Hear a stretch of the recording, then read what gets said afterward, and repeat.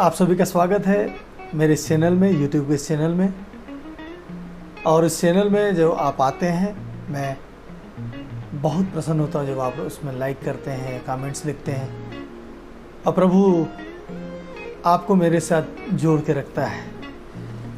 चलिए हम प्रभु के साथ भी जुड़े रहते हैं। प्रभु हमको क्यों जोड़ के रखा और हम कौन हैं, कौन सी बातों को लेकर आते हैं, इस बात को जान तो लें। हम जानते हैं कि हम मसीह हैं, हम एक दूसरे को जय मसीह कहते हैं, लेकिन हम हैं कौन, हमारी पहचान क्या है, क्या पहचान है हमारी। तो हमारी पहचान ये है जो दूसरा कुरिन्थियों उसके 5वां अध्याय के 20 में लिखा है, सो हम मसीह के राजदूत हैं। परमेश्वर का वचन हमको क्या बताता है हमारा पहचान, कि सो हम मसीह के राजदूत हैं। मानो परमेश्वर हमारे द्वारा समझाता है, राजदूत है। और उसके आगे क्या लिखा है कि मानो परमेश्वर किसके द्वारा, हमारे द्वारा समझाता है, हमारे द्वारा समझाता है। हम मसीह की ओर से निवेदन करते हैं। और हम क्या करते हैं, मसीह की ओर से निवेदन करते हैं कि परमेश्वर के साथ मेल मिलाप कर लो। तो हम कौन हैं, हमारा काम क्या है और हमारी शिक्षाएं क्या होनी चाहिए, ये परमेश्वर का वचन हमसे कहता है। अब ये बहुत बेहतरीन बात है। और इस बात का उदाहरण देखने में हम सीधा यीशु मसीह के पास चलते हैं। यीशु मसीह के पास भी ऐसे सवाल आए थे। यीशु मसीह के पास भी ऐसे सवाल आए। सवाल क्या थे, ज़रा देखने की बात है। देखिए, खूबसूरत सवाल है। मरकुस रुचि सुसमाचार उसके 27 मतलब 11 के 27 से हम पढ़ते हैं। वहाँ पे लिखा है कि जब यीशु मसीह यरूशलेम में आए और जब वह मंदिर में टहल रहे थे, तब क्या हुआ, तो प्रधान याजक और शास्त्री और पुरनिये उनके पास आकर सवाल पूछते हैं। क्या सवाल पूछते हैं कि यीशु, तुम जो ये काम करते हो ये किसके अधिकार से करते हो, ये अधिकार तुमको कौन दिया है। आप मैं सब जानते हैं कि ये कौन से अधिकार के बारे में बात कर रहे हैं, कौन से काम के बारे में बात कर रहे हैं। और जब ये बात होती है तो यीशु मसीह बोलते हैं, ठीक है मैं तुमको बता दूंगा, लेकिन सबसे पहले तुम मेरे सवाल का जवाब दो। और यीशु मसीह बोलते हैं कि यीशु ने उनसे कहा, मैं भी तुमसे ऐसा बात पूछता हूँ। और यीशु का सवाल देखिए, यूहन्ना का बपतिस्मा क्या स्वर्ग की ओर से था या मनुष्य की ओर से था। यूहन्ना का बपतिस्मा क्या स्वर्ग की ओर से था या मनुष्य की ओर से था, मुझे उत्तर दो। अब ये बात उनके अंदर आ गई कि इस सवाल का जवाब हम क्या दें। आपके और मेरे बीच में भी ऐसा ही होता है। आज मसीहत, सुसमाचार का प्रचार, हमारा घरों में आराधना करना, सारी बातें आजकल सवालों के घेरे में हैं। लोग सवाल करते हैं, एक से एक वीडियो आते हैं, हम देखते हैं, सवाल करते हैं कि तुम घर में क्या कर रहे हो, घर में आराधना करा रहे हो, घर में क्यों कर रहे हो, ये हाथ में बाइबल क्यों है। लोगों के नाना प्रकार के सवाल हैं। तो यहाँ तो यीशु मसीह के पास सवाल पूछा गया और इस सवाल के जरिए हमारे लिए भी एक अच्छा खासा उत्तर है। ध्यान दीजिएगा। अब ये लोग जो है परेशान हो जाते हैं कि हम क्या जवाब दें। अगर स्वर्ग से बोलते हैं तो मुश्किल, क्योंकि स्वर्ग से बपतिस्मा हुआ है तो फिर बोलेंगे कि तुम फिर उसकी प्रतीति क्यों नहीं करते हो। ये प्रधान याजक हैं, पुरनिये हैं, ये पहले से वो दीक्षा पाकर चल रहे हैं, पुरानी शिक्षाओं के आधार पर चल रहे हैं। जैसा वो सामाजिक बंधन में बंधे हुए हैं, जैसा वो सिखाया गया उसी घेरे में वो बंधे हुए हैं, उनको वही अच्छा लगता है। और यदि वो मनुष्य की ओर से कहते हैं तो फिर लोग उनके ऊपर चढ़ाई कर देंगे।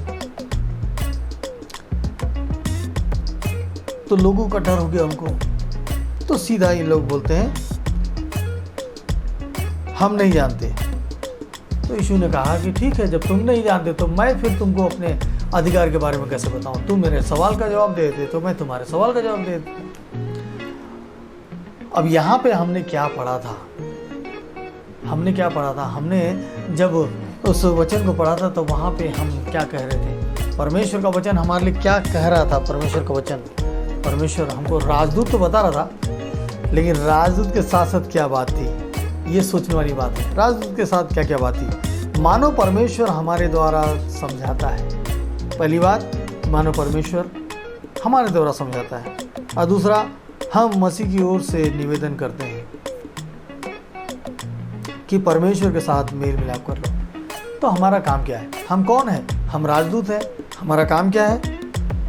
हमारा काम यह है कि परमेश्वर के द्वारा हमारा इस्तेमाल हो। मतलब हम ऐसे पात्र हैं जो परमेश्वर के इस्तेमाल किए जाने वाले। तो मेरे मसीह भाइयों, आप और मैं इस बात को समझें कि परमेश्वर हमसे क्या चाहता है। अब ये जो दृष्टांत है, वो दृष्टांत के बीच में मैं कहानी को रखता हूँ आपके सामने। कहानी इस प्रकार से है कि एक किसान अपने अंडे को सेने वाली मुर्गी के पास एक बाज का अंडा को लाकर उसके साथ रख देता है, और जो बाज है उसी अंडे में वो बाज का अंडा भी होता है और चूज़ों के साथ वो भी एक निकलता है चूज़ा। जब मुर्गी से लेती है अंडा से, जब बच्चे बाहर आने लगते हैं तो ये भी बाहर आता है। अब ये जैसा वो मुर्गियों के बच्चों को देखता है वैसा ये भी करता है, लगातार चलता रहता है। वो जैसे फुदकते हैं ये भी ऐसे फुदकता है, वे जैसे चलते हैं ये भी ऐसा चलता है, वे जैसे थोड़ा सा उड़ते हैं तो ये भी थोड़ा सा उड़ता है। और लेकिन देखता है कि सर के ऊपर एक बड़ा बाज, मतलब एक बड़ी चिड़िया मंडराती रहती है, और जब वो मंडराती है तो ये मुर्गी जो है इन सब को ढाक लेती है। अब ये परेशान कि ये क्या चीज़ है भाई, ये क्या भला है, पूछता है। जब सवाल करता है तो उससे बताया जाता है कि ये पंछियों का राजा है, बाज है, ये सबसे ऊंची उड़ान उड़ता है, इससे ऊंचा कोई नहीं उड़ पाता। तो ये बोलता है कि क्यों ना मैं भी ऐसा उड़ना चाहता हूँ। तो तुरंत उसको डांट दिया जाता है कि तुम मुर्गी हो, तुम ऐसा नहीं उड़ सकते। और ये इस बात को स्वीकार कर लेता है कि हाँ मैं तो मुर्गी हूँ, मैं नहीं उड़ सकता। और वैसे ही वो बढ़ता है, बड़ा होता है और वैसे ही वो मर जाता है। कभी वो ऊंची उड़ान नहीं उड़ पाता है। मन में बात रह जाती है, भावना रहती है कि मुझे ऊंची उड़ान उड़ना है, उड़ नहीं पाता है। क्यों नहीं उड़ पाता है? उसका मेन कारण यही होता है कि उसको ये पता होता है कि मैं बाज नहीं हूं, मैं तो मुर्गी हूं, जबकि वो रहता है बाज। वैसे ये जो लोग हैं ये परमेश्वर के जन थे, लेकिन परमेश्वर से अलग मनुष्य के जन बन गए थे, व्यवस्था के पालक बन गए थे, व्यवस्था में चलने वाले लोग बन गए थे, जिनमें इनको यीशु भी नजर नहीं आया, यीशु के काम से भी इनको नजर नहीं आया। ये पाप का क्षमा करता है तो भी इनको समझ में नहीं आया कि जब पाप का जा तेरे पाप क्षमा हुए, अपने खाट उठा चल फिर, और व्यक्ति चला जाता है। इनको ये भी समझ में नहीं आया कि पाप क्षमा कर सकता है ये। लेकिन हाँ, एक बात तो समझ में कि ये किस अधिकार से करता है, चलो पूछा जाए। और ये परमेश्वर से पूछने लग जाते हैं। उस पवित्र यीशु से पूछते हैं कि भाई बताओ, तुम ही बताओ कि तुम्हारा अधिकार क्या है। परमेश्वर के पुत्र प्रभु यीशु मसीह क्या बोलते हैं? पहले मेरे सवाल का जवाब दो। और प्रभु यीशु मसीह ऐसे सवाल रख देते हैं। ठीक वैसे ही आपके और मेरे लिए भी है कि परमेश्वर हमारे द्वारा बात करेंगे, हमारे द्वारा बात करेंगे, तो हम क्यों ना तैयार हो जाएं। पहली बात हमको तो यह समझना होगा कि हम बाज हैं, हम मुर्गी नहीं। हम राजदूत हैं, हम इस संसार के लोग नहीं, संसार के सदृश नहीं। तो याद रखिए, हम ऊंचे उड़ान होने वाले हैं, हमारे हाथों से बड़े बड़े काम होने वाले हैं, हमारे हाथों से छू लेने से दुष्ट आत्माएं भाग जाएगी, क्योंकि हमारे भीतर से होकर कौन काम करता है? मसीह काम करता है। वो जो वादा किया वो पूरा करता है। हमारी प्रार्थना से अंधे देखने लगेंगे, हमारी प्रार्थना से बहरे सुनने लगेंगे, लंगड़े चलने लगेंगे, रोगी ठीक हो जाएंगे, मुर्दे जिंदा हो जाएंगे। ये हमारी प्रार्थना में कौन है? हम राजदूत हैं। और जब राजदूत हैं तो परमेश्वर की बातों को समझें और अपने आप को समझें, अपने आप को पहचानें। आज पहचानने का समय है। आज आप और मैं, हम अपने आप को पहचान लें। याद रखिए, अपनी पहचान को बिल्कुल से याद रखिए, आप और मैं कौन है। इस कहानी को अपने जीवन भर स्मरण रखिए, क्योंकि ये कहानी आपको एक बहुत ऊंची उड़ान की ओर ले जाएगा।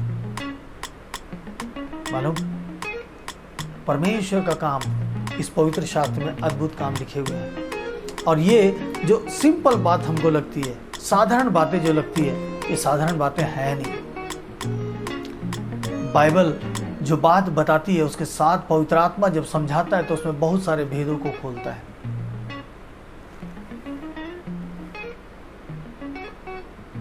समझना बड़ा आसान भी है और बड़ा कठिन भी है। कई प्रचारक आए, कई प्रचारक अपने समझ से बात करते हैं।